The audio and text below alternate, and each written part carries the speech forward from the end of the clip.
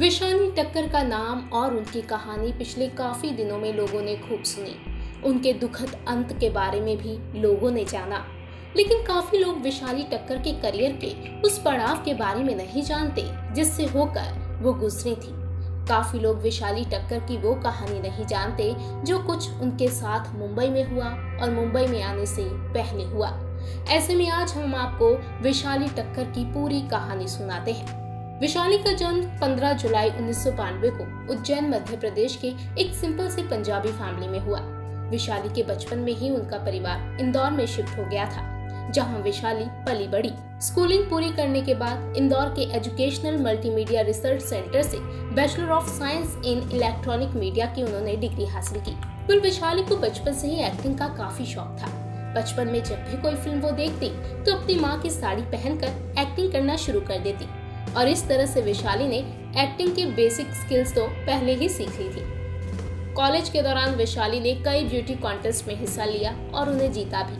उन्होंने अपने करियर की शुरुआत एंकरिंग से ही शुरू कर दी थी।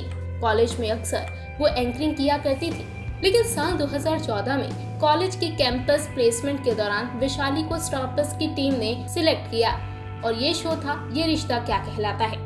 एक्टिंग में ब्रेक मिलने के बाद विशाली मुंबई शिफ्ट हो गई, जिसके बाद वो अपने पहले शो ये रिश्ता क्या कहलाता है में नजर आई साल 2015 में। इस शो में उनके किरदार संजना से उन्हें काफी पॉपुलैरिटी मिली।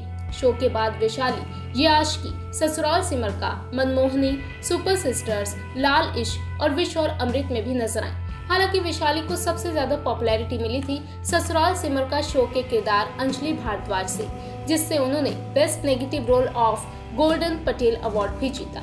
आखिरी बार विशाली को दंगल टीवी के शो रक्षाबंधन में देखा गया था, जिसमें उन्होंने कनक का किरदार निभाया था। ये शो अप्रैल 2022 में ऑफ एयर हुआ, जिसके बाद विशाली मुंबई से इंदौर अपने घर चली आई। शो खत्म हो चुका था और विशाली के पास कोई बड़ा काम नहीं था। ऐसे में मुंबई में रहना, सरवाइव करना बेहद मुश्किल था और इसीलिए वो अपने परिवार के पास इंदौर लौट आई और यहीं से विशाली का पूरा वक्त शुरू हुआ। हालांकि विशाली की लाइफ में राहुल ने मुश्किल तो पिछले 2.5 साल से ही बनाई हुई थी, लेकिन घर लौटने के बाद राहुल विशाली की परेशानियों को और ज्यादा बढ़ाने लगा। राहुल विशाली की दूसरी सगाई में भी दखलंदाजी करने लगा था। बता दें कि विशाली के घर लौटने के बाद ही उनके परिवार वालों ने उनकी शादी कैलिफोर्निया बेस्ड सॉफ्टवेयर मितेश से फिक्स की थी और सगाई भी हो चुकी थी।